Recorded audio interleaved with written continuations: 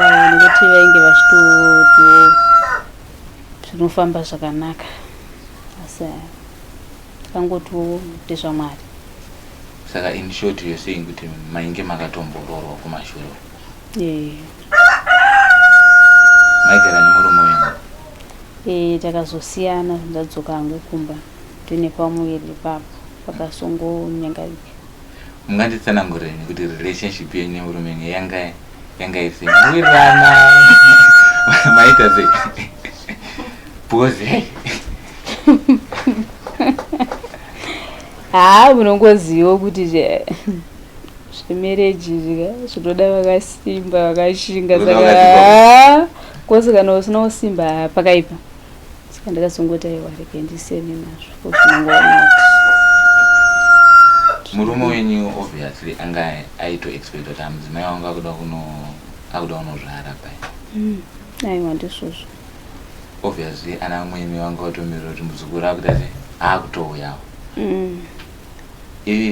Murume wenyu akazvitambira sei paakanzwa chiitiko? Takanga tatosiyana saka panga pasisina kana kufambidzana zvekudaro. Kumachechi vaiti chii? Vakati ndezvemunhu nemunhu akachina saka tongonamatawo Mwari kuti vatiitire nyasha. Munhu uyu vaitotaura kuti ndinhingi here kana kuti pane incident yakaitika here inoratidza kuti munhu uyu mashiniro akaita akazokonzera kuti imi musvike pamuri apa naye? Vanga vasingataure zvavo kuti ndinhingi ineziti. Vanenge vachingokuti pane mudzimai vakushinhirai zvakadai asi pekuti vadudze zita vanga vasingakwanisi kududza. Ipapo pavaiti zvakadai vaiti chii? Nyatsotsanangurai ndo pandiri kuda nokuti ukati zvakadai vakataura kuti pane mudzimai akakushinhirai nekuda kwokuti anoti anzi makamutorera murume wake. Ndakati inga zvakaoma. Kana ari munhu unenge usingazive kozi munhu anofamba ari ega havafambe vakawanda kaudzwa kuti handina mukadzi kana kuti akafa unotongozvibvuma kuti ndizvo zviripo. Saka papakatoipa asi ndanga ndisingazive kuti anotoitawo zvekushandira kozi munhu wandaigara ndinaye nguva zhinji asi asingabude pachena.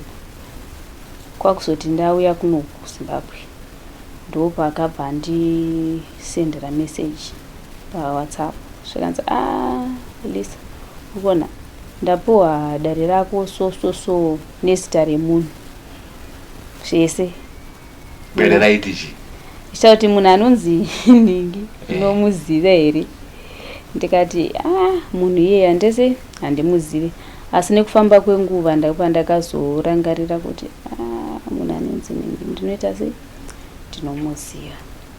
Kanzi ndiye akaita sei akakushinira. Saka ndakazoti alright sezvo taziva rege tichifamba tichienda ikoko kuti tinowana kuita sei kutaurirana kana anga achida kuripwa toita sei ndomuripa kuti ndiite sei ndiite zvakanaka.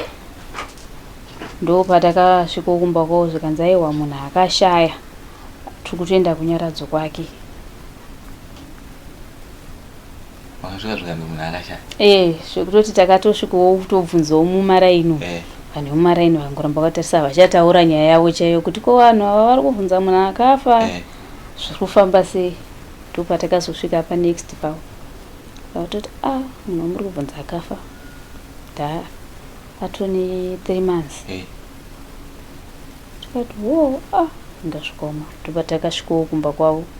Tasvika kumba kwavo kuya patataura nevanga varipo zvikanzi aiwa tinomirira vakuru kana vachinge vaita sei vauya.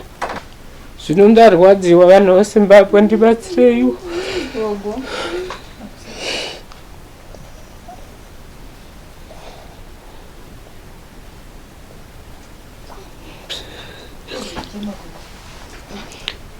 Kana idzo ng'anga hapana iri kugona kundibatsira ivari vanenge vachingoda chete.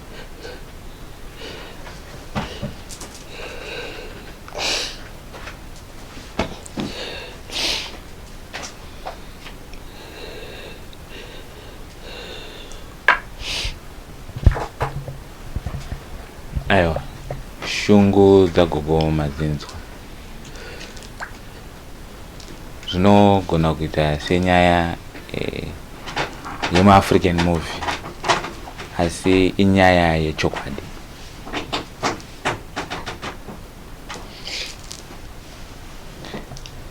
Koko matava nyaya yenyu yekuti anobuda mvura. Akadhirinwa anobude mvura yebhireki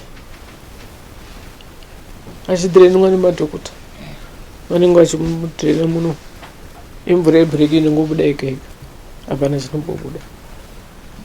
Mvura iyi anenge ari magodo here kana kuti aiwa inenge ichingochururuka chete mvura iyoyo. Vakagara mazuva yosara pakare.